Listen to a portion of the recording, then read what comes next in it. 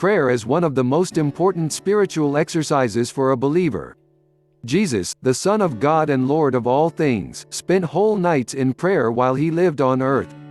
In those night-long encounters, Jesus communed with his Father. His prayers were not just petitions to get something.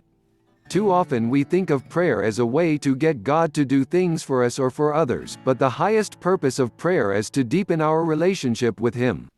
Prayer does involve petition and intercession, but it also includes communion. In petition God does something for us, in intercession He does something through us, and in communion He does something in us. According to Jesus' prayer, we know that our Father in heaven is available and attentive to us. It is also clear that He provides for us. He forgives us and protects us from evil. God does not want us to agonize over future events, because worry paralyzes our prayer life. The Apostle Paul reminded us that instead of fretting, we should ask God for help. When we continually take this approach to anxiety, God's peace will guard our hearts and minds. When we pray, how much of our time is spent communing with the Lord?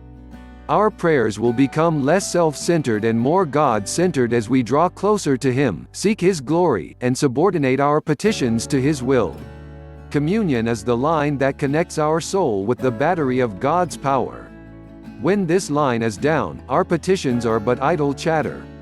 God's power must flow into our lives as we bow before Him and recognize Him as Lord of all. Communion with God is a great privilege and the most important element of prayer. Someone once said tongue-in-cheek, "Why pray when you can worry?" The point is clear: worry gets us nowhere, but prayer gets us in touch with the one who can handle all of our concerns. So lift up your heart to the heavens. There's a loving and kind Father there who offers release and comfort and peace in the silent communion of prayer.